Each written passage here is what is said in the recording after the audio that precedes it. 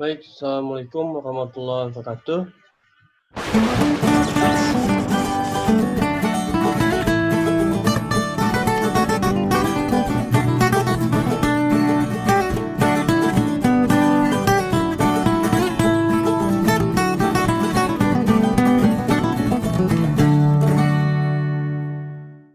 Oke, kita mulai. Bismillahirrahmanirrahim. Security Foundation, kemarin kita ulas mengenai informasi-informasi data terkini ya untuk perkembangan dunia digital. Kita bahas sekarang mengenai pondasinya keamanan. Informasi sudah menjadi hal yang penting ya, termasuk sekarang ini penyebaran adanya pandemi ya coronavirus itu menjadikan dunia digital bertambah perannya menjadi meningkat. Segala macam informasi sudah beredar melalui dunia digital. Peran teknologi informasi di sini bagaimana peran kita ya di dunia IT itu menyajikan informasi yang cepat, tepat, dan akurat. Kemarin kita ulas mengenai banyaknya data. Pertanyaannya bagaimana cara menyajikan data tersebut agar tepat dan akurat. Itu peran teknologi informasi. Informasi tersebut nantinya berdampak kepada pengaruh dari sebuah organisasi, baik itu yang komersil, perguruan tinggi, lembaga pemerintah, maupun individual. Organisasi komersil, perusahaan itu semua sudah beralih ke digitalisasi. Perguruan tinggi mulai dari akreditasi, kemudian KRS, ya, pembayaran mata kuliah, peneran uang kuliah tunggal, ya, itu semuanya sudah secara digital. Termasuk perkuliahan. Sekarang perkuliahan melalui daring. Kemudian di area pribadi, kita berbelanja online. Dulu datang ke toko, kita pilih secara online, baru datang barangnya. Gitu. Nah, yang jadi permasalahan di sini adalah informasi sudah digital. Sekarang bagaimana awareness-nya? Bagaimana kesadaran terhadap keamanannya? Saya ambil dari Verserve ya 2019 di sini Cyber Security Awareness. Yang mengetahui itu hanya di sini terlihat 46%, yang paham mengenai keamanan 18%, not very informed ya 16%, extreme well informed itu 11%, tidak semuanya memahami 9%. Masih kurang dari 50%. Ini yang sadar akan apa itu pentingnya keamanan informasi. Nah, di sini ada yang menyatakan knowledge is power. Pengetahuan adalah kekuatan. Jika memang penjelasan atau informasi mengenai keamanan itu mampu dipahami. Kita paham bagaimana membuat password yang kuat. Kita paham bagaimana memanage hak akses. Kita paham mengenai pembagian hak akses. Ya, segala macam yang informasi mengenai keamanan itu menjadi kekuatan kita kalau kita mengetahuinya. Kebanyakan di sini top 3 area di sini yang sangat rentan memungkinkan untuk personal informasi ya itu diketahui orang. Pertama dari mulai sosial media, kemudian online banking, online shopping, personal information, nama, identity ya, atau bahkan ada yang orang tuanya segala macamnya udah post ya, artinya kan itu diketahui orang lain, tanggal lahir. Kemudian online banking juga sama ya, terakhir adalah online shopping, di sana juga sama. Jadi top 3 area tersebut yang memiliki kerentanan yang paling tinggi. Ada lagi survei dari Communication and Information System Security Research Center CISS REC ya. Dari 9 kota di tanah air ini Indonesia ya, kesadaran keamanan cyber ya, ini masih sangat rendah, 33%. Ya, kutip dari Kementerian Kominfo ya, 2017. Artinya yang sadar akan keamanan informasi itu masih minim. Kalau tadi di catatan ada 46% ya. Kalau survei ini berdasarkan survei CIS REC 33%. Tadi paling banyak di expose ya, tadi di sosmed, online banking, online shop itu sosmed 33%. Jadi vulnerable itu ya, kerentanan gitu ya, kelemahan, kemungkinan kita peluang untuk menyerang gitu ya, cyber attack gitu. Jadi dari mana? Pertama ya dari sosmed kita cari information gathering ya, carikan informasi, oh dia nama lengkapnya siapa, tanggal lahirnya kapan, di mana, berapa tanggalnya. Nanti bisa social hacking, bisa. Coba passwordnya tanggal lahir masuk nggak? Nah, itu kerentanan yang sangat tinggi ya, sosmed itu. Jadi top 10-nya tiga teratasnya, top areanya ini ya. Di sini penerapan teknologi informasi. Teknologi informasi ini sudah menjadi bagian dari kehidupan kita. Dimulai dari komputer, laptop, smartphone. Ya. Itu sudah bagian dari teknologi informasi. Kita lihat di sini ada ojek online. Biasa pakai apa? Gojek pertama ya. Ada lagi Grab. Ada lagi kalau dulu Uber ya. Ada lagi kalau di tas itu apa ya? Lupa lagi. Di Tasik juga di lokal ada. Itu semua based on IT. Kemudian di finansial teknologinya, fintech, ya kita ketahui adanya Dana, adanya OVO, ya OVO. Kemudian adanya Gojek juga punya ya, Gojek punya Pay-nya GoPay. E-commerce juga dari Shopee, ada Shopee Pay. Itu fintech-nya. Terus penerapan lain pada e-commerce. E-commerce tadi saya bilang ya ada Shopee, Tokped, Bukalapak, ya Blibli. Wah, banyak sekali variannya. Itu semua sudah memanfaatkan teknologi informasi. Kemudian di bidang lain ada traveling. Nah, ini sudah mulai menipis juga karena kita sudah ada diam ya kondisi seperti ini. Kalau dulu kita pesan hotel, booking pesawat, itu ada Traveloka, ada tiket.com, ada Agoda, macam-macam lah. Itu semua bersaing, semua terintegrasi pada yang dinamakan nanti Application Programming Interface, API. Di informatika ini ada mata kuliah namanya Web Service yang mempelajari tentang interkoneksi antar apps gitu ya. Apps berbasis platform mobile, apps berbasis desktop misalkan. Itu bagaimana caranya dengan bahasa yang berbeda, arsitektur, sistem operasi, database yang berbeda, tapi mampu bercuap-cuap gitu ya, mampu berkomunikasi. Jadi semacam jembatannya atau penghubungnya. Itulah yang dinamakan API ya, Application Programming Interface.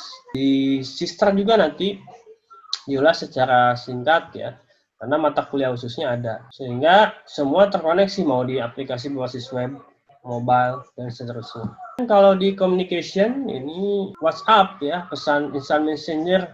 Kalau dulu adanya SMS, kita terbatas oleh BTS. BTS ada delay gitu ya. Kemudian teknologi digantikan dengan WhatsApp yang lebih cepat nih, chatting ya. Walaupun dari dulu sudah ada teknologi chatting. Saingannya ada Telegram, Line, WeChat, ya, dan sebagainya. Jadi variannya banyak. Terakhir anak bimbingan saya ya yang TA itu ada yang meneliti mengenai WhatsApp. Jadi WhatsApp ada WhatsApp bisnis. Nah itu kan digunakan untuk API-nya ya, itu berbayar. Itu digunakan untuk manipulasi data, bagaimana mengirim dari aplikasi kita melalui WhatsApp broadcaster misalkan. Nah ini ditelitilah oleh yang TA ya, mahasiswa bimbingan saya yang sudah lulus sih sebulan ke belakang ya. Bagaimana caranya WhatsApp personal tapi bisa broadcast ke banyak orang gitu ya, tanpa menyimpan nomor kontaknya. Nah, jadi ini mudah-mudahan menjadi inspiring juga buat nanti ya saudara 2018 untuk penelitian. Karena S1 itu skupnya adalah penerapan ya, penerapan, implementasi saja sebenarnya. Jadi mekanismenya gimana? Nah, bagaimana memanfaatkan aplikasi atau tools untuk membaca layar monitor. Apa yang diteliti? Nah, nanti di penelitiannya itu bagaimana membuat rule atau step by step ya, arahan atau itu aturan. Pertama aturannya klik misalkan ya, tombol browser. Kemudian aturan yang kedua misalkan ketikan web.whatsapp.com. Rule yang ketiga apa? Misalkan kirimkan QR code gitu. QR code ke handphone kita, kemudian di-scan ya. Itu untuk identifikasi awal kalau mau pakai WhatsApp personal. Kalau WhatsApp yang sudah disediakan, ada juga kita sediakan. Jadi produknya nanti aplikasi tersebut layak untuk dipublikasikan atau bahkan patenkan, hakikan, itu saya nanti proses coba ya. Ini juga dalam proses haki ya, pengajuan haki, hak kekayaan intelektual. Nanti saya publishkan juga nih nama produknya Kintun ya. Jadi Kintun pesan, gimana ngirim pesan gitu dengan broadcast gitu. Itu di bagian komunikasinya ini. Kembali lagi ke yang tadi TA-nya. Jadi yang diteliti adalah rule-nya tadi, bagaimana membuat rule aturannya sehingga secara otomatis pesan yang bisa kita kirim secara manual ya, kita harus ketikkan, kita harus simpan nomor kontak, kita kirim pesannya ke satu-satu ya, satu kontak, dua kontak, tiga kontak. Nah, itu dilakukan secara otomatis oleh tools yang disebut JITBit. Jadi aplikasinya ada yang dibuat, ada yang menggunakan gitu. Nah, bagaimana S1 ini saudara mampu menggunakan atau implementasi tools, algoritma, teknologi, nah itu ke dalam dunia nyata.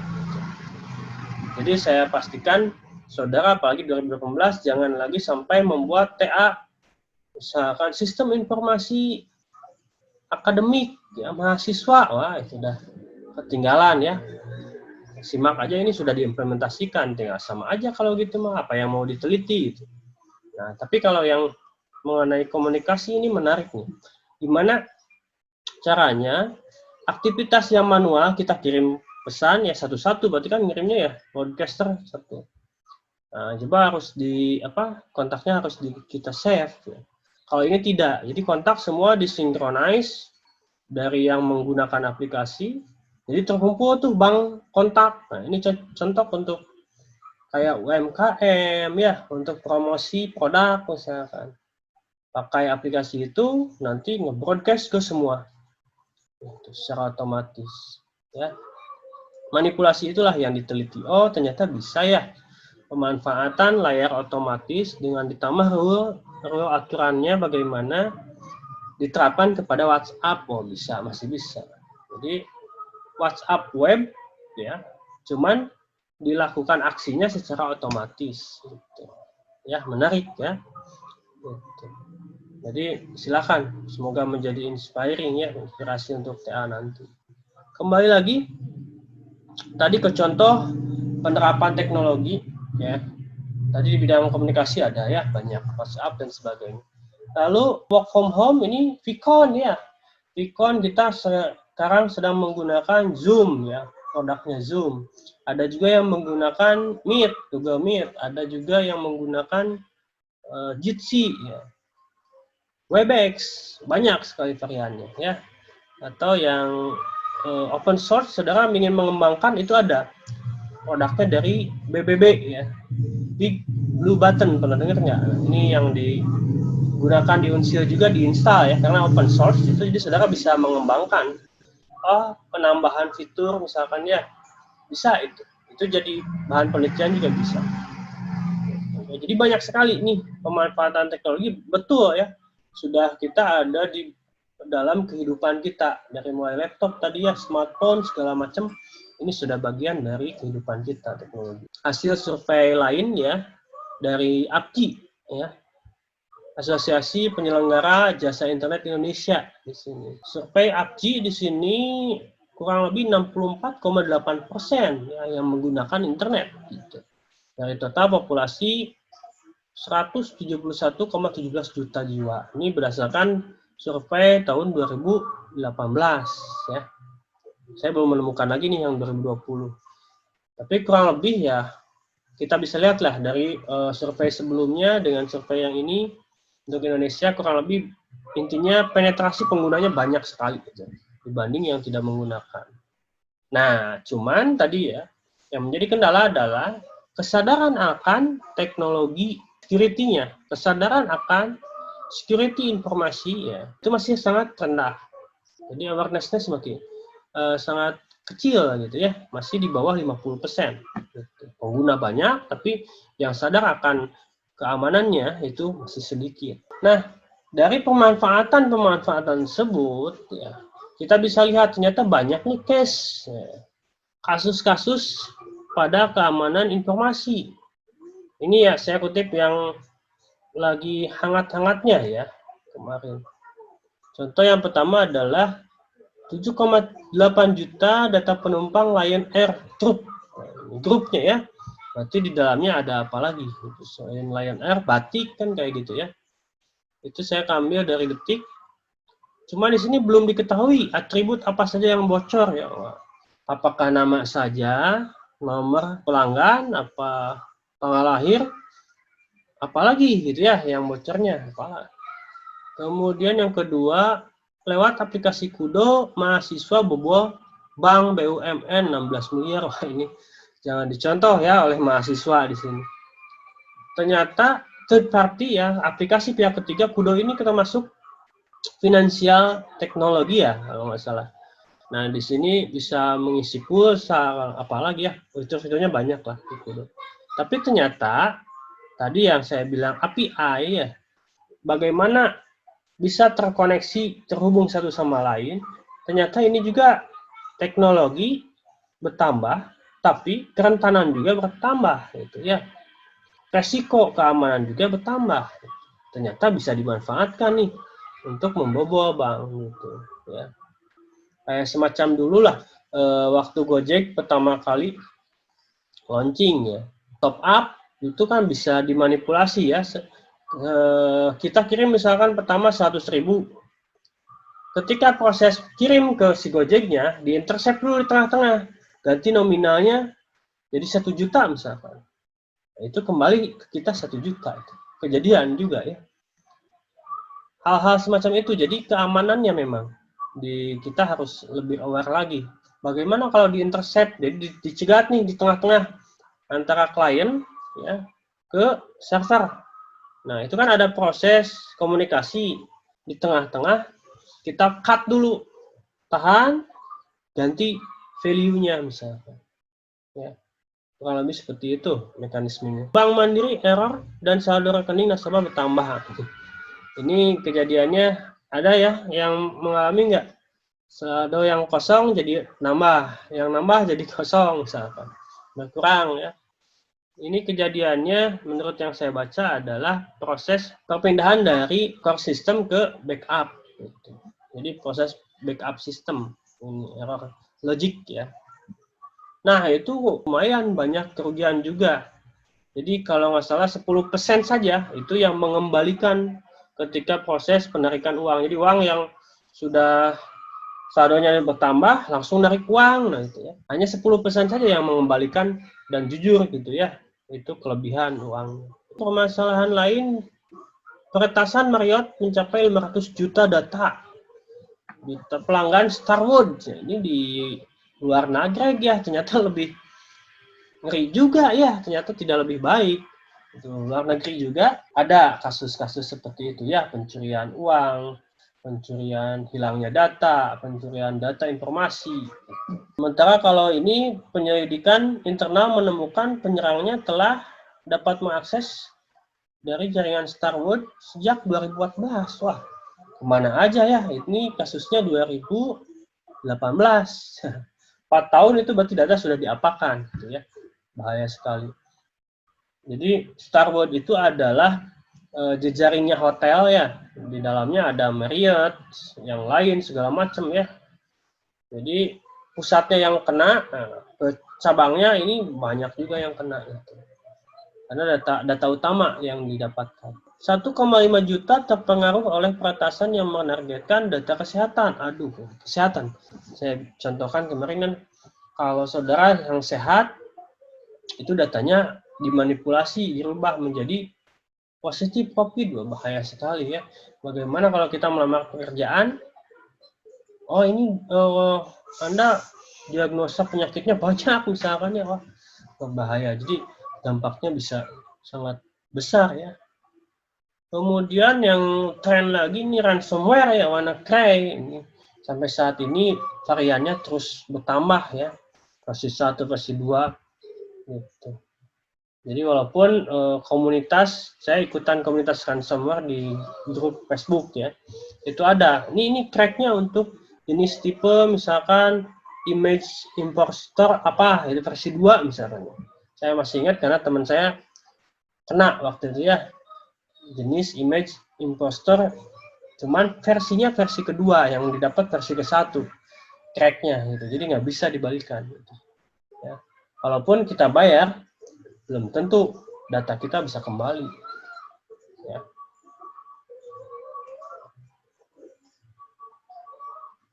Kemudian, nah dari kasus-kasus tadi ya, jadi pertanyaannya, information security issues ya becoming popular.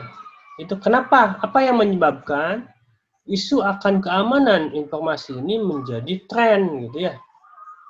Pertama, kenapa alasannya adalah meningkatnya aplikasi bisnis yang menggunakan teknologi informasi dalam jaringan komputer. Tadi ojek sudah jadi online, ya. Bank perbankan sudah ada fintech, ya. Belanja ada e-commerce. Gitu. Jadi semua aplikasi bisnis itu sudah menggunakan teknologi internet. Kemungkinan kerentanan dan kejahatan komputernya itu akan bertambah juga. Ya. Kedua apa? Desentralisasi server, sehingga lebih banyak sistem yang harus ditangani dan membutuhkan lebih banyak operator. Desentralisasi, jadi semua server itu tidak terpusat pada satu kan. Kemarin saya konsep di Sister menjelaskan bahwa ada banyak server. Itu kan yang terjadi sekarang. Jadi tidak terpusat pada satu tempat. Semua di cabang ataupun di pusat itu mempunyai server. Nah, artiannya apa?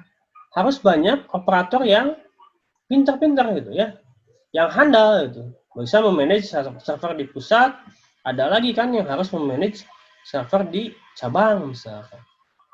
Sehingga lebih banyak sistem yang harus ditangani. Hal lain apa? Transisi dari single vendor ke multi vendor. Lebih banyak yang harus dimengerti dan masalah interoperability. Single vendor ke multi vendor. Single vendor kalau dulu, mereknya cuma IBM aja, satu aja. Tambah lagi kalau sekarang kan, Cisco ada juga. TP-Link banyak sekali variannya. Artinya apa? Masalah interoperability itu adalah ya komunikasi, bagaimana komunikasi antar vendor yang berbeda, antar platform yang berbeda. Misalkan kita punya SSID Wi-Fi dari Cisco, tapi routernya itu masih dari TP-Link. Bagaimana dari Cisco ini bisa berkomunikasi dengan TP-Link, interoperability. Vendor tersebut kan berarti kita harus dua, ketahui TP-Link-nya ya vendornya, ketahui Cisco-nya. Bagaimana kalau Cisco maintenance-nya seperti apa? Bagaimana kalau ada kerusakan? Bagaimana kalau ada kode error seperti ini? Di TP-Link sudah beda lagi. Gitu. Ya. Dan IBM yang lain banyak sekali mereknya. Vendornya banyak sekali. Itu ya. Jadi keamanannya juga semakin besar. Hal lain adalah meningkatnya kemampuan pemakai di bidang komputer. Ya. Coba-coba. Jadi sekarang jangankan mengenai hacking atau information security ya. Kita mau bikin kue aja. Kita lihat YouTube. Oh, begitu caranya, satu tuangkan apa, kedua tuangkan apa gitu. Ini juga sama. Jadi kemampuan di bidang komputer itu bagaimana untuk misalkan injection suatu web, bagaimana device suatu web. Nah, YouTube aja nih. Oh, dapat scriptnya ada nih. Kita coba running, plug and play. Udah, ternyata bisa nge-device juga nih, merubah tampilan webnya gitu, ya. Selanjutnya apa? Kesulitan dari penegak hukum yang mengejar kemajuan dunia komputer dan telekomunikasi yang sangat cepat. Jadi balapan ya, UIT ada pasal segala macam itu terus berkembang, harus cepat. Gitu. Nah, sementara kesulitan dari penegak hukum ya, untuk mengejar kemajuan tersebut.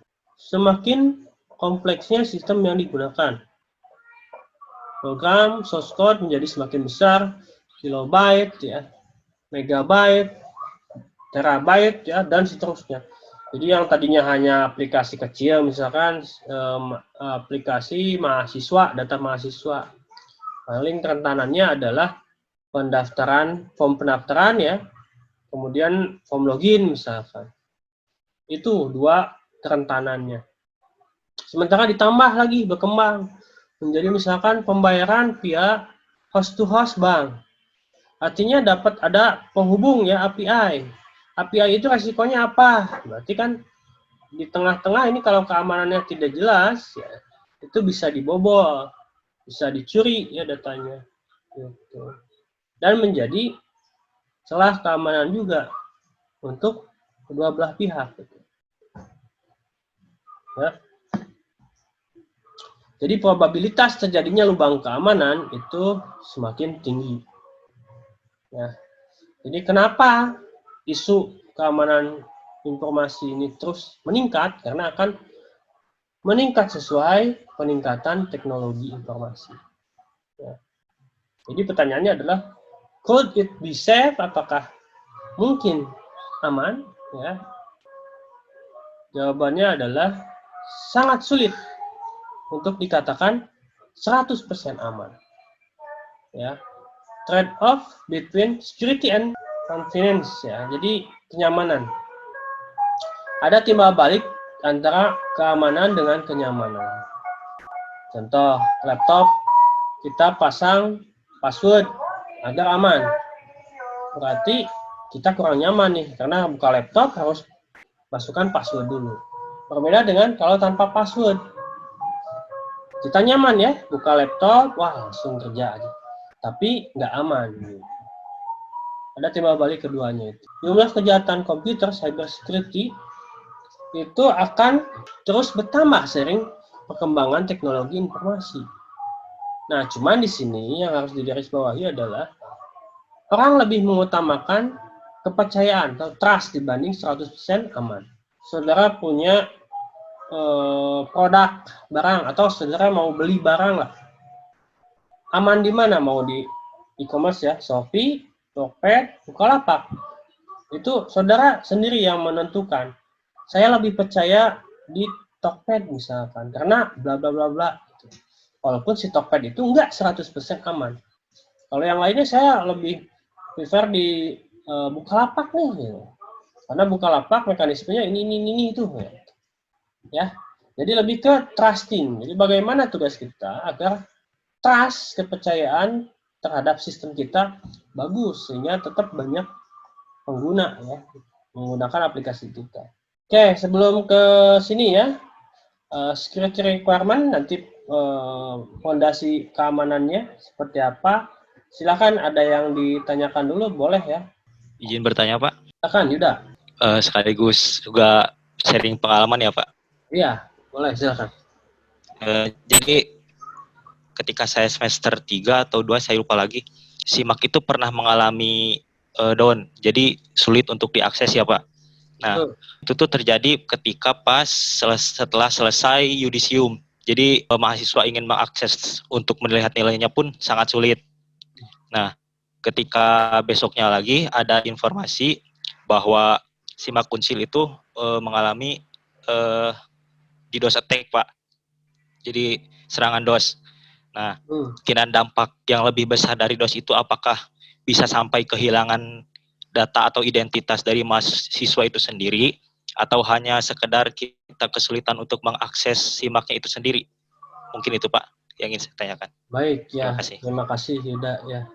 Pertanyaannya berarti tadi the DOS ya, the DOS attack. Nah, apakah pengaruhnya, efeknya itu akan menyebabkan data kita hilang atau hanya kesulitan untuk mengakses gitu. Nah, kita ulas satu persatu ya. Pertama, kemungkinan data hilang. Itu mungkin terjadi. Jadi apakah DDoS tersebut itu akan mematikan ya? Kan proses DDoS itu adalah mengirim permintaan secara terus-menerus. Ya, banyak ratusan bahkan ribuan ya, ribuan request ke dalam suatu server sehingga menyebabkan server tersebut down ya, tidak bisa mampu menampung permintaan dari klien gitu. Nah, di dalam itu apakah ada script yang dilayangkan gitu ya, misalkan injection. Ketika ada itu injection dan injectionnya bisa masuk gitu ya, celahnya dari manapun itu ya scriptnya, Artinya kan kalau sudah masuk bisa dimanipulate ya database-nya. Database-nya bisa diambil, bisa dihapus, bisa diedit gitu. Itu mungkin terjadi. Kedua tadi terhadap hanya kita sulit mengakses, orang lain sulit mengakses. Jadi yang berjibun ya, penyerangan request ya secara menerus-menerus gitu, mengakibatkan servernya mati gitu. Sudah saja mati, berarti tidak ada failover atau server lain yang menghandle tersebut. Ya, itu juga sama terjadi ya. Jadi kalau tidak ada penanganan dari sisi network, itu harusnya ketika ada DDoS ya, misalkan dari IP mana itu sudah kedetek dari sistem security-nya si server di Unsil ini, sehingga langsung keblokir gitu IP tersebut, tidak bisa ditolak, jadi ditolak di depan. Jadi sebelum ke server sudah ketolak duluan gitu. Harusnya seperti itu, ada semacam preventifnya, tindakan preventifnya ya, yaitu penjagaan firewall di awal, detection-nya ya. Seperti itu, tidak. Jadi dua itu kemungkinan tetap bisa terjadi. Terima kasih, Pak. Ya, oke. Selanjutnya siapa? Jadi apa yang selalu kita gunakan untuk kebutuhan security? Apakah hanya enkripsi atau password atau firewall atau ketiganya? Semua harus di-encrypt, gitu. Encrypt all thing gitu. Kemudian kalau password yang aman apakah ditulis kita simpan biar nggak lupa gitu, atau firewall? Saya pasang firewall nih, tapi cuma di depan pintu. Bagaimana kalau yang ke samping gitu? Itu ya. Jadi fenomena yang terjadi walaupun ketiga hal tadi kita lakukan ya, security requirement untuk keamanan misalkan tadi ya, firewall-nya pasang, enkripsinya juga pasang, password-nya juga yang strong ya. Tapi fenomena yang terjadi adalah banyak sekali ya, sering sekali di sini security measure are located inappropriately ya. Jadi disimpan pada posisi yang tidak tepat. Tadi firewall ya. Firewall kita oke aman firewall, tapi hanya di pintu, gimana dari yang samping? Gitu. Password sekuat-kuatnya password, biar nggak lupa tempel ya. Orang lain bisa lihat, bisa baca, selesai juga. Gitu. Enkripsi semua di-encrypt. Ketika melihat performa ya, performanya jadi lambat kan ya, karena semua harus di-decrypt dulu untuk membacanya. Nah, banyak resikonya ya, dan itu fenomena yang terjadi tidak tepat, gitu ya. Diletakkan pada posisi yang tidak tepat. Nah, lalu kita lihat secara menyeluruh di sini enterprise architecture. Dalam sebuah organisasi itu ada people, procedure, policy, external control misalnya. Orangnya gimana? Jadi ini secara menyeluruh ya, holistik. Software system, ada softwarenya, ada datanya, ada framework, database engine ya. Di dalam information infrastruktur ada komputer, network, dan segala macamnya. Ini kita lihat secara menyeluruh. Pertama di sini aware what is valuable. Jadi kita harus aware ya, sadar apa sesuatu hal yang kita anggap bernilai. Gitu. Tadi contohnya database mahasiswa ya, atau data nilai kita. Berarti itu nilai bernilai ya, berarti penting. Gitu. Harus diamankan. Atau misalkan nomor handphone. Nomor handphone saya nggak sembarangan nih ngasihkan informasi ngisi form nomor handphone berapa. Ya, resiko yang terjadi kemungkinan nomor handphone itu disebarkan, gitu. Sehingga ke saya banyak yang promosi misalkan ya, segala macam gitu. Kemudian adjusting according to policy ya. Melakukan hal sesuai rule kebijakannya. Jadi polisi aturannya bagaimana? Aturan di perusahaan misalkan setiap laptop itu harus pakai password. Ya, kita ikuti. Ya, kita ikuti aturannya bagaimana. Setiap masuk ke ruangan itu harus pakai fingerprint. Misalkan. Ikuti aturan itu. Ya. Ketiga, vigilance to environment condition. Ya. waspada terhadap kondisi lingkungan. Bagaimana nih kita di ATM lihat lingkungannya, oh ada orang di belakang, kita harus apa, sembunyikan pinnya, tutup ya. Jadi aware ya, apa yang ada di dalam kondisi atau lingkungan kita. Define ya, di sini policy and procedure. Jadi kita menerjemahkan, oh aturannya bagaimana nih, prosedurnya bagaimana untuk diikuti. Kemudian define rules in organization in information security initiative. Saudara sebagai database ya, admin database, berarti ikuti rule itu. Karena kebanyakan ya, misalkan semua bisa database bisa akses, programmer iya, artinya kemungkinan ya kecurangan itu terjadi. Oh saya bisa nih manipulasi database-nya karena bisa masuk ke database ya. Atau script-nya saya kirim nih biar ngirim ke pulsa ke sana 80%, ke saya 20% misalkan. Macam-macam loh ya. Di sini ada redaksi right people doing the right thing right ya. Jadi orang yang benar akan memposisikan ya pada tata letak yang benar gitu. Melakukan ke hal yang benar gitu ya, posisi yang benar. Kemudian tadi secara police prosedur tipe orangnya ya. Jadi karena orang di bagian dari security-nya itu. Satu orang jujur, satu orang lagi misalnya berbuat curang, itu bagian dari keamanannya ya. Jadi saya jaga rahasia nih passwordnya ABCD, teman saya juga tahu ABCD, tapi ketika teman saya menjadi celah ya, itu bisa membocorkan mungkin ya. Terjadi itu. Software sistemnya bagaimana? Nah, aplikasi pertama, aplikasi di sini mempunyai security requirement, mempunyai requirement keamanan ya, and verified their requirement ya. Jadi memverifikasi legal gitu ya. Contoh aplikasi yang saudara gunakan apa? Misalkan di OS-nya Windows. Apakah itu legal atau pajakan gitu ya? Nah, atau contoh lain misalkan kita download plugin atau template ya. Nah, ketika security requirement-nya tidak ada, template yang kita harusnya premium bayar, ini ngambil dari website yang tidak resmi karena gratis ya. Padahal strateginya mereka akan beli secara premium, kemudian injeksi script-nya ya, atau injeksi aplikasinya, pluginnya dengan malware kalau sekarang trennya. Malware isinya apa? Iklan. Nah, ketika plugin itu dipasang di aplikasi kita, iklan itu tayang. Ya. Orang lain klik, uangnya masuk ke kita gitu. Strateginya seperti itu. Jadi orang lain seolah-olah benefitnya saya mendapatkan aplikasi premium yang gratis. Tapi di dalamnya ternyata sudah disusupi gitu. Itu sehingga kalau saudara menggunakan aplikasi yang security requirement-nya terpenuhi, yang legal itu, ketika proses update itu melakukan patching ya, perbaikan. Pernah membaca update itu ngapain aja sih update gitu?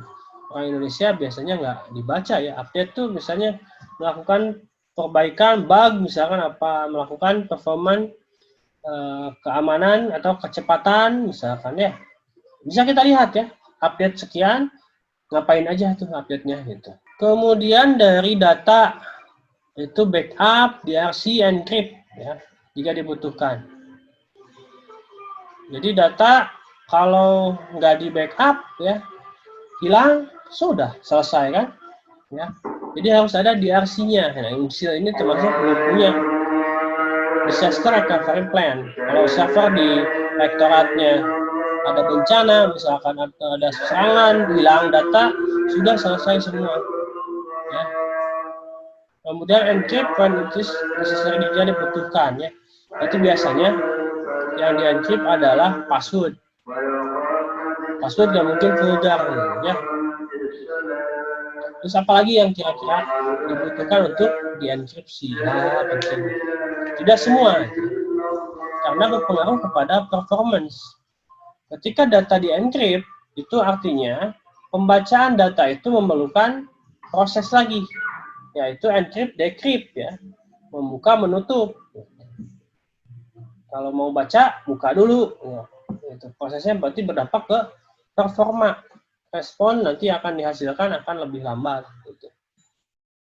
Kemudian digital signature access management, DS ya. Digital signature ini berarti tanda tangan digital, ya, bukan tanda tangan yang di-scan baru dimasukkan jadi digital. Tapi dia mempunyai kredensial di dalamnya. Ya. Ketika di-scan filenya kebaca tanda tangannya punya siapa nih. Gitu. Akses manajemen. Gitu. Akses manajemen berarti di sini kita batasi yang level user apa saja, level operator apa saja, ya, level admin. Nah, kaitannya tadi dengan pertanyaan dari Yuda. Kalau DDoS memungkinkan nggak datanya hilang? Bisa saja ya. Kalau misalkan di koneksi database saja, ini yang banyak terjadi. Koneksi database antar aplikasi dengan database itu menggunakan user yang mempunyai role yang tinggi. Ya, contoh saudara saya tanya aja. Aplikasi di komputer ya, untuk koneksi ke database pakai apa usernya? Kalau pakai SAM ya, biasanya root passwordnya kosong. Ya, kalau hal itu dilakukan, berarti saudara sudah tamat riwayatnya. Karena ketika bobol ya, berarti yang penyerang ini mempunyai full control ya. Dia dapat akses role sebagai root. Nah, udah selesai, bisa menghapus, bisa mengklon, bisa mengapakan saja. Ya, makanya akses manajemen kita batasi. Untuk public berarti butuhnya apa? CRUD ya. CRUD kan? Create, read, ya, update, delete. Itu aja yang kasih permissionnya. Gitu. Ya. Jadi sesuaikan. Selanjutnya software platform. Ya, platformnya continuously monitor, keep it patch. Berarti bagaimana seperti antivirus ya ini, bagaimana memonitor sistem atau service yang berjalan. Kemudian keep it patch ya. Kalau ada update, kita patch, kita update ya, sehingga bug-bug itu tertambal ya, ditutupi. Saya ada referan unnecessary service. Jadi tidak pernah menjalankan service yang tidak dibutuhkan. Saudara orang IT ya, jangan sampai di komputernya ketika buka sistry di bawah ya, itu sampai absent printer ya, servisnya semua jalan itu. Bahkan tidak dipakai ya. Jadi service yang tidak dipakai nggak usah di running gitu, maksudnya gitu. Itu akan menimbulkan celah lagi. Gitu. Apalagi kalau pakai crack segala macam gitu, kemungkinan celahnya menjadi tinggi. Oke, selanjutnya dari segi infrastruktur, ya, infranya tadi ada komputer, network. Komputer yang gimana? Reliable, yang handal, redundant jika dibutuhkan, berarti ini kaitannya dengan terdistribusi tadi. Jika servernya banyak, gitu ya, redundant, itu menjadi handal kan, satu mati, yang lain masih hidup. Gitu. Physical security, jadi keamanan secara fisiknya. Mau masuk ke ruangan server, pakai identity ya, pakai fingerprint, retina display segala macam. Seperti di film-film lah ya. Mau masuk ke ruangan, scan dulu ya, kemudian fingerprint, name tag ya misalkan, retina display segala macam. Di networknya sendiri juga sama ya, pasang firewall tadi ya, firewall jangan di bagian itu saja ya, semuanya itu pasang boundary-nya. IMZ ya, ini udah belajar semua kan di network ya, SSL, TLS ya. Minimal yaitu di saudara kayak manusia lah, manusia minimal pakai baju, pakai kaos, pakai jaket gitu ya, tidak terlalu vulgar gitu. Kalau lebih bagus lagi pasang security-nya, pakai tameng misalkan ya, pakai baju besinya gitu. Jadi standar minimal untuk keamanan itu minimal ya tadi dari berbagai pihak, orangnya, prosedurnya, polisnya, dari softwarenya, dari infranya semuanya. Itu semua secara holistik menyeluruh ya dilihat. Karena celahnya kemungkinan tidak hanya dari teknologinya, tapi tadi orangnya juga berpeluang menjadi celah.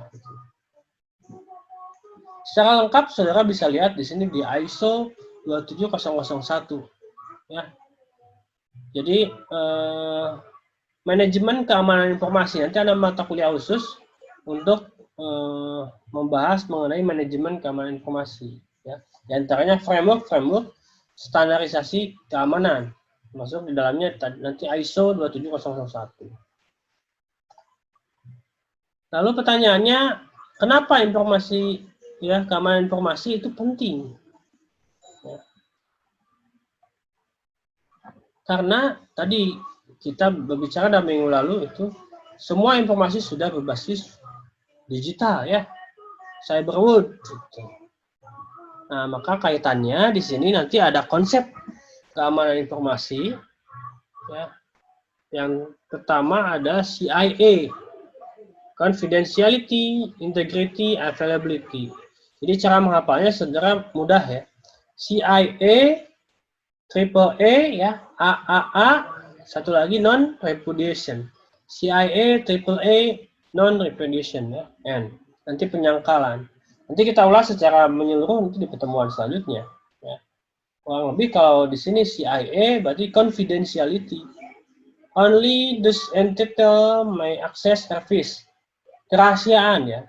Jadi hanya orang yang berhak saja yang mampu mengakses resource ya atau service. Gitu. Berarti bagaimana menjamin keamanan agar hanya orang tertentu yang berhak gitu, yang dapat mengakses, orang lain yang tidak berhak tidak bisa mengakses. Ya, kerahasiaan. Lalu yang kedua, integrity. Service should always behave correctly. Ya, service atau data atau resource itu harus selalu benar. Tidak ada perubahan. Ya. Contoh yang tadi di intercept ya, harusnya berarti si Gojek contohnya tadi ngisi top up 100.000 tapi dimanipulasi di tengah ya, dirubah itu menjadi 1 juta. Berarti aspek yang kedua ini integritinya tidak terpenuhi, maka tidak aman gitu. Betul, karena ada celah ya. Yang ketiga, availability, kaitannya dengan tadi penyerangan DDoS ya. Jadi harusnya authorized client should always have access. Jadi klien yang terotorisasi seharusnya harus tetap bisa mengakses resource ya. Jadi ketika saya mau akses IMAC ada bisa ya, availability, ketersediaan gitu. Nah, nanti sisanya kita ulas ya. Mudah kok. CIA, triple A, non repudiation. Terakhir adalah anti penyangkalan. Bagaimana caranya anti penyangkalan? Bagaimana caranya agar semua dicatat? Berarti kan ada proses accountability nanti di triple A ya. Menjadikan bukti bahwa saudara pernah login ke sistem jam sekian, nah itu tidak akan bisa menyangkal karena tercatat semuanya. Gitu ya. Jadi nanti 7 aspek yang harus saudara pelajari, standarisasi bahwa keamanan itu terpenuhi. Selanjutnya di sini security ya. Secara menurut David Eckhoff di sini terbagi ke dalam 4 bagian ya. Pertama physical security, berarti secara fisik ya. Secara fisik keamanan dilakukan bagaimana agar tidak terhindar dari wiretapping misalkan ya, penyadapan akses kabel. Bagaimana DDoS tadi ya, dan sebagainya secara fisik. Kedua itu keamanan yang berhubungan dengan personil. Jadi identifikasi user. Contohnya ya, profil resiko. Jadi identity user yang bisa masuk ke root misalkan siapa saja. atau profil resiko ya orang yang mempunyai akses. Misalkan sysadminnya suatu sistem, nah profilnya itu kira-kira harus dikurangi, dibatasi. Karena kalau menggunakan user kredensial yang berkaitan dengan personil kita, itu sangat mudah untuk ditebak, untuk dibobol ya. Gitu. Ketiga, keamanan dari data dan media serta teknik komunikasi. Ini juga ya. Saya nih main ke kafe dapat internet gratis. Gitu. Mau akses perbankan. Nah, ternyata disadap gitu ya. Internet gratis, nanti di video ada ya contoh awareness, kita harus lebih aware kalau menggunakan jaringan ya yang untrusted ya, tidak dipercaya gitu. Keempat, keamanan dalam operasi. Adanya prosedur yang digunakan untuk mengatur dan mengelola sistem keamanan. Berarti ini mengenai prosedurnya ya. Kalau kita misalkan tadi simak ada penyerangan gitu, apa yang harus dilakukan? Wah, ini gimana ya? Bingung ya. Nggak tahu nih harus gimana. Wah, tidak seperti itu. Tapi bagaimana kalau ada penyerangan, preventifnya seperti apa, detektifnya gimana, kemudian korektifnya, penanggulangannya seperti apa. Setelah adanya bencana, apa yang harus dilakukan? Gitu. Apakah mau mengembalikan restore ke database, dari database yang misalkan tengah malam, atau bagaimana? Itu prosedurnya harus jelas juga. Ya.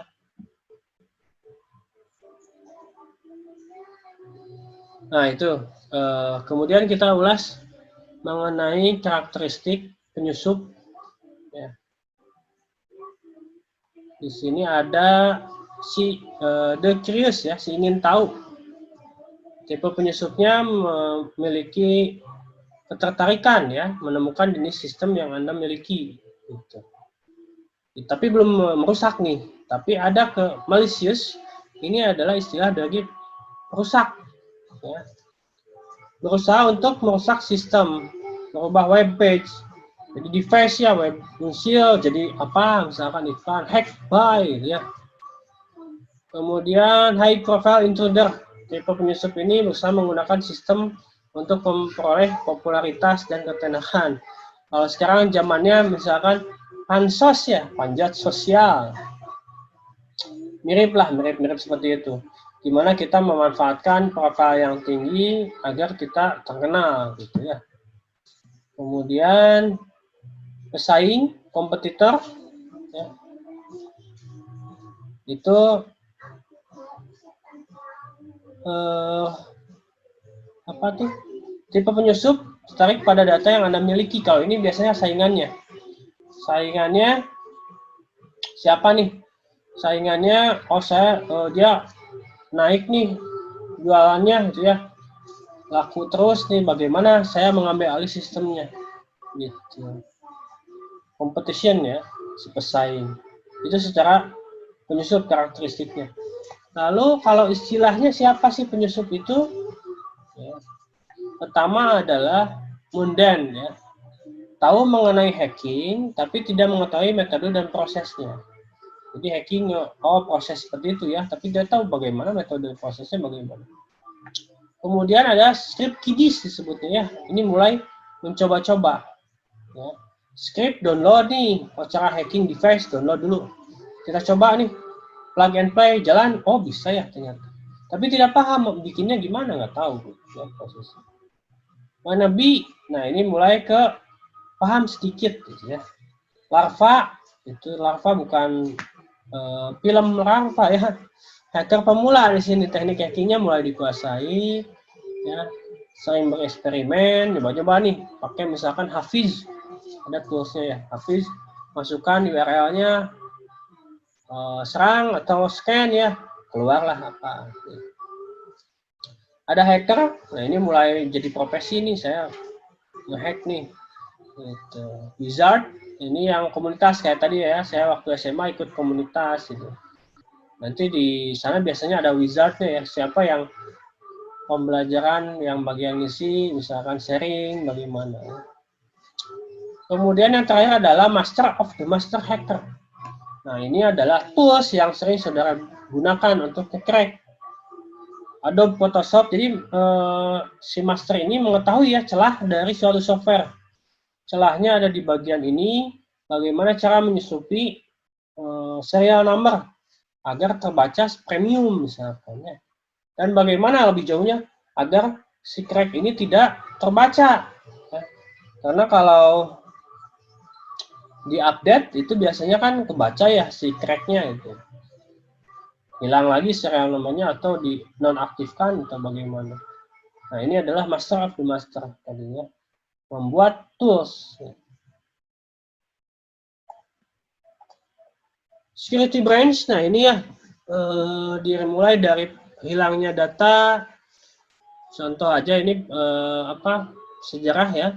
Nanti saudara bisa baca slide-nya. Pencurian identitas ya.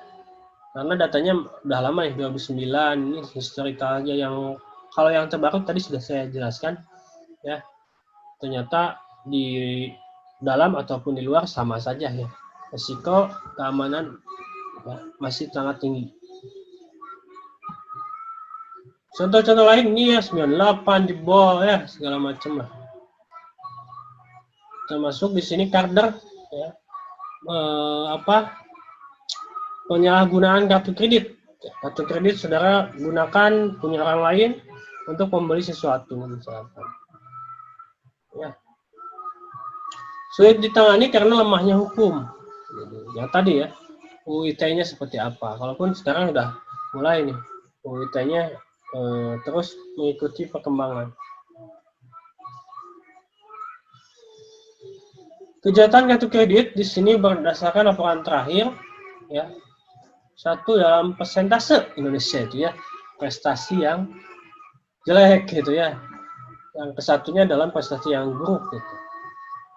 3 dalam volume ketiga, berarti jumlahnya banyak sekali. Karena apa di sini? Lihat transaksinya, nomor IP-nya berasal dari Indonesia, secara resmi diblokir di Amerika. Jadi sudah tidak dipercaya nih. Jadi ditakuti ya negara kita ini. Termasuk kemarin juga kita diblok ya oleh beberapa negara. Ditakuti negara lain. Ditakuti virusnya ya. Begitu juga ini di contoh transaksi ya. Pengalaman saya sekitar 2008-an lah itu ya. Pencairan uang PayPal itu bisa melalui bank lokal ya. Waktu itu saya pakai BRI. Masih dipercaya ya, tapi informasi kesini 2010-an lah ya.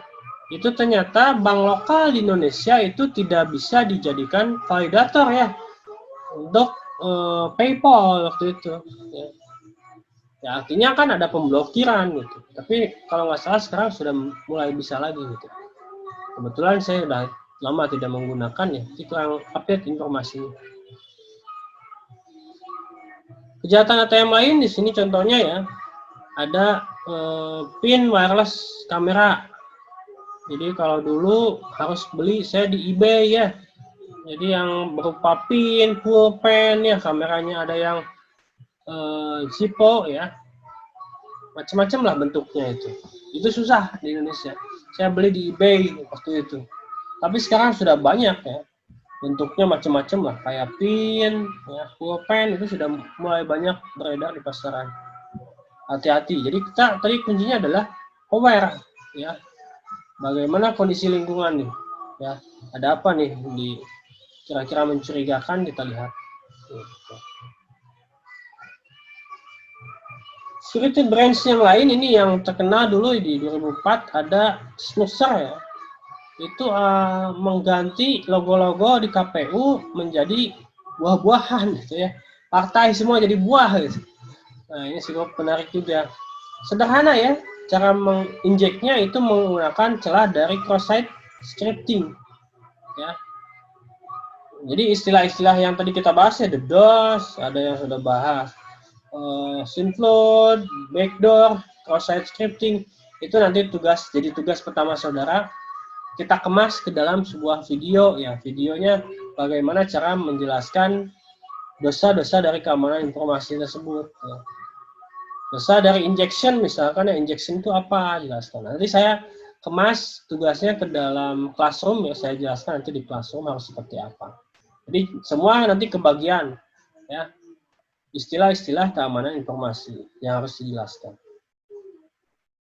Nah, jadi si sniffer ini menginjek ya. Jadi yang tadinya gambarnya partai diinjek menjadi buah-buahan ya, cross-site scripting. Cross-site scripting ini sebenarnya sederhana. Jadi ketika menjalankan suatu script, karena di sini JavaScript yang diarahkannya ya, berarti aplikasi atau data yang harusnya mengakses ke image folder yang ada di aplikasi KPU ini diarahkan ke image yang lain, yaitu buah-buahan ya, posisinya di mana. Seperti itu aja sih sederhananya ya, cross-site scripting. Contoh lain ini, nah itulah kita bisa skip ya. Kejahatan-kejahatan, daun sekian, rugi berapa. Nah, pada dasarnya di sini pembicaraan kita tentang keamanan sistem ya, informasi itu berbicara dua hal. Yang pertama adalah threat, ya, ancaman. Yang kedua adalah vulnerability atau kelemahan. Dua hal ini penyebabnya. Yang pertama adalah threat tadi, ancaman adalah aksi yang terjadi baik dalam sistem maupun luar sistem, ya, yang dapat mengganggu keseimbangan sistem informasi. Ancaman itu yang mungkin timbul pertama dari ancaman saya nih, ya. Kedua ancaman manusia dan ancaman lingkungan. Ya.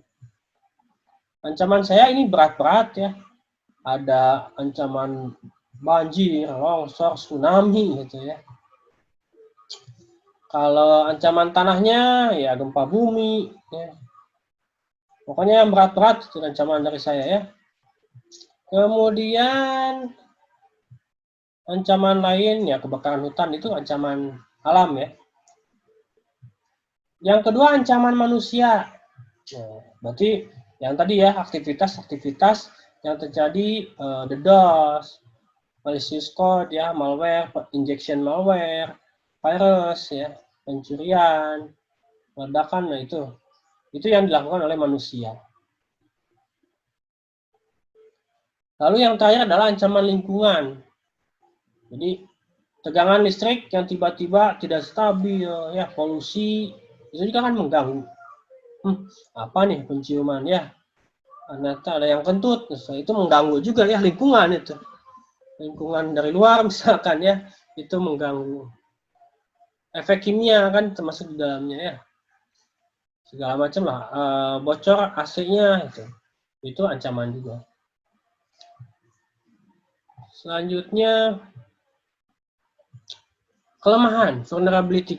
Dari tadi kita ulas mengenai vulnerability. Apa itu vulnerability? Nah, nanti saudara jelaskan juga secara terperinci ya. Di sini merupakan cacat atau kelemahan suatu sistem atau bug ya. Ketika apa tuh? Kita desain, ketika kita menerapkan prosedur, mengimplementasikan. If ya A, dance-nya lupa nih. Jika A benar gitu ya, tapi ketika kondisi B itu error misalkan kemana, menyebabkan bug, celah lagi. Gitu. Bisa ketika proses desain ya ataupun coding itu kemungkinan terjadi bisa.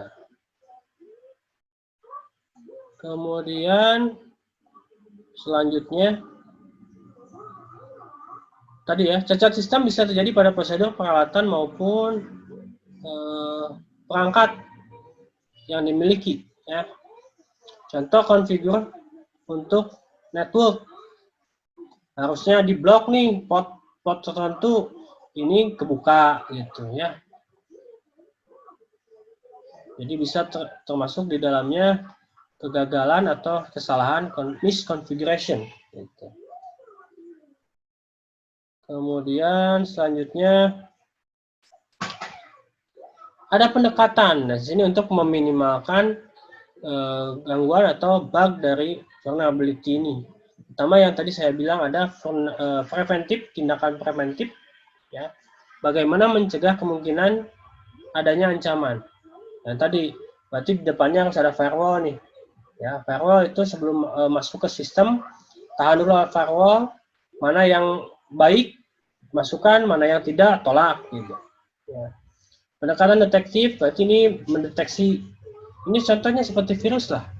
Ya, ada virus itu kan setiap simultan, kenapa kita install antivirus tapi kok malah lemot gitu?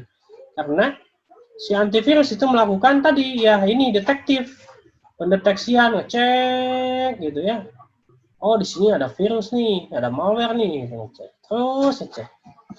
Jadi aktivitas servisnya berjalan seperti itu. Ini juga sama, mendeteksi kemungkinan adanya penyusup atau tidak.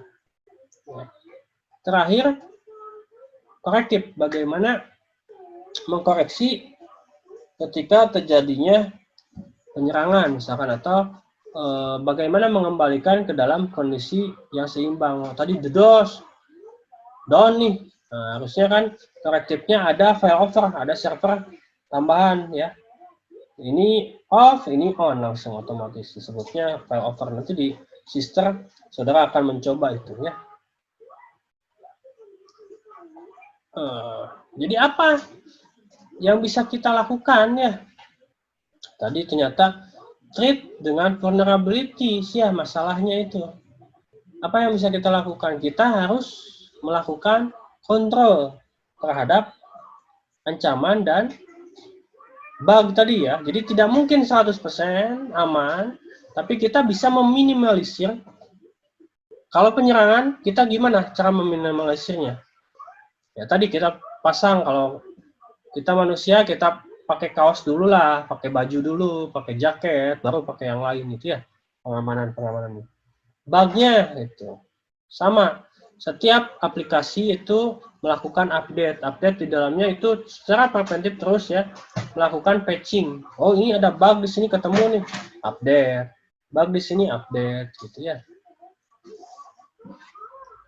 Nah, kontrol itu dapat meredus ya kesuksesan dari ancaman. Dari threat itu dapat mengurangi nilai dari aset. Adanya ancaman gitu ya. Ada penyerangan, kemungkinan aset berkurang ya, ada tadi penyalahgunaan, pengambilan uang segala macam ya. Kontrol itu bisa memproteksi nilai dari aset. Betul. Jadi dengan adanya kontrol ini dapat mengendalikan threat dan vulnerability. Selanjutnya di sini framework ya, Information Security Management. Tadi yang saya ulas akan dibahas secara tuntas pada mata kuliah manajemen keamanan informasi. Itu frameworknya banyak ya. Many framework contohnya di sini adalah ISO IEC 27001, di mana di dalamnya membahas bagaimana membuat organisasi yang standar keamanannya terjamin ya, atau sesuai standar. Ya. Mulai dari plan, do, check, action ya. Jadi standarisasi sama lah ketika helm ya. Helm itu ada SNI standarnya. Jadi kalau helm yang berupa seperti apa, ada penutupnya, itu ada logonya SNI, berarti sudah terjamin ya standar keamanannya untuk kepala kita. Tapi yang tanpa SNI kan mudah pecah lah, mudah apa gitu, tidak terjamin. Makanan ada stempel halalnya, sudah terjamin ya bahwa itu mengandung makanan-makanan yang halal misalkan ya, tidak mengandung hal lain misalkan. Ini juga sama ya, untuk security ada standarisasinya. Jadi samalah ketika akreditasi standarnya misalkan nilai 500 itu adalah A gitu. Berarti ketika standarnya terpenuhi semua, berarti masuk ke grade itu. Ini juga sama. Standar misalkan lab terstandarisasi ISO sekian, berarti lab itu sudah sesuai standar untuk internasional atau skalanya apa gitu. Ya. Tapi di mata kuliah kita ini standarnya adalah tadi ada 7 konsep keamanan informasi. 7 konsep tersebut terpenuhi semua, itu insya Allah ya, itu merupakan standar keamanan. Dikaitkan dengan kalau mau sesuai framework ISO sekian gitu ya. Apa aja yang harus terpenuhi. Nah, kontrol yang seperti apa? Kontrol security yang seperti apa ya? Lalu tadi kan perlu kontrol. Lalu kontrol yang seperti apa? Apakah seperti ini ya? Jadi kalau ada ancaman nih yang ngambil sepeda, nah saya pasang nih gembok ya. Gemboknya kalau satu kurang nih, banyak. Tapi nyatanya kontrolnya salah ya. Posisinya gemboknya seperti ini, diangkat masih bisa gitu. Ya. Atau seperti ini, firewall yang tadi ya. Oh, kita kontrol nih ancaman dengan adanya firewall. Ya, firewallnya tapi di bagian ini saja. Bagaimana kalau yang loncat gitu? Ini kita kasih palang ya, yang masuk ke sini kita kontrol nih siapa saja yang masuk. Nah, ternyata ke pinggirnya masih bisa, gitu ya. Ini juga ya, as strong as the weakness link. Jadi sama halnya ketika kita beresiko untuk menyimpan aplikasi pada hosting, share hosting ya. Jadi di pemrograman web saudara harus menguasai apa itu share hosting, apa itu VPS, dedicated server, ya. Perbedaannya apa? Ya. Contohnya di sini saya analogikan ke dalam share hosting. Share hosting itu kita anggap sebagai sewa satu rumah. Ada kamarnya. Nah, kayak kosan lah ya. Saya kamarnya di kamar depan. Ini kamarnya di kamar tengah, ini belakang. Nah, di kamar depan saya pakai gembok nih. Pakai tralis juga ya.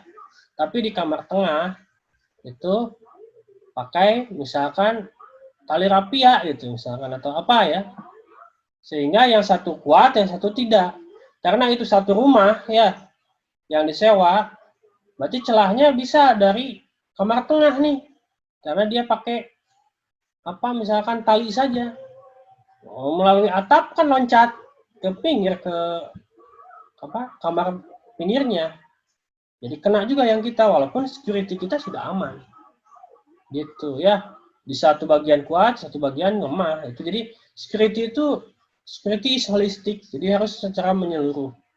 Tadi ya kita ulas people-nya, police-nya, prosedurnya, infra-nya, organization-nya, software-nya, wah itu seluruhnya.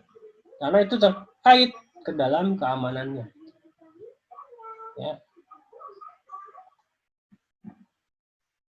Nah, security is about the system and not just technology. Jadi sistemnya tadi ya. Secara sistem di dalamnya ada people, police, prosedur, gitu. Komputer, nah segala macam. Ya. Security is about engineering non-functional properties. Ya, jadi non-functional ya tidak sesuai. Kalaupun tidak ada security, secara fungsional aplikasi berjalan pasti. Ya. Dibutuhkan di sini harmonious coordination ya, koordinasi yang harmonis antar spesial komponen ya, komponen-komponen tadi, komponen orangnya, prosedurnya ya, sistemnya, softwarenya, infranya, itu semua harus secara global, holistik, sistemik ya. People bagian dari sistem ya, sistem tersebut. Maka di sini 80% of security is about people, process, and procedure. And only 20% is about teknologi. Itu berdasarkan Powell ya. Jadi bukan hanya teknologi nih kuat ya tadi yang bilang ya. Teknologinya canggih segala macam, ternyata orang dalamnya ngasihin kunci rahasianya. Ya sudah, selesai juga gitu. Ya. Jadi secara menyeluruh semua bagian itu bagian dari keamanannya. Nah, ini tentang persepsi ya. You don't know when it is working, but you know when it is fail. Itu adalah information security. Jadi keamanan informasi kita tidak akan ketahui ketika itu berjalan ya. Ya seolah nggak ada apa-apa. Tapi ketika jebol nih, wah berarti keamanannya nggak jalan gitu. ya ketahuan gitu. Itu persepsi dari information security. Lalu apa kalau resiko ya? It is just a probable thing, sometimes happen, sometimes not ya. Jadi kadang terjadi, kadang tidak. Itu adalah resiko yang mungkin terjadi ya. Dalam keamanan informasi, tingkat kejahatannya itu akan meningkat terus ya. Selama teknologi itu meningkat, terus ikut meningkat. Contoh tadi firewall. Saya pasang misalkan rumahnya pakai pagar ya. Misalkan 1 meter pagarnya. Masih bisa loncat kan? Ada celah lagi resikonya. Kemudian saya tambah lagi nih 2 meter. Masih bisa naik, misalkan dia manjat. Atau 2 orang nunggu ya, masih bisa naik. Saya tambah lagi 3 meter misalkan. Ada tangga. Nah, itu ya. Jadi clue-nya di sini adalah information security adalah bagaimana meminimalisir resiko yang terjadi gitu. Jadi karena tidak mungkin 100% aman. Ya. Masa kita tebing setinggi 3 meter ya di rumah, nyaman nggak gitu? Ya enggak. Gitu. Tidak mungkin dilakukan itu. Ya.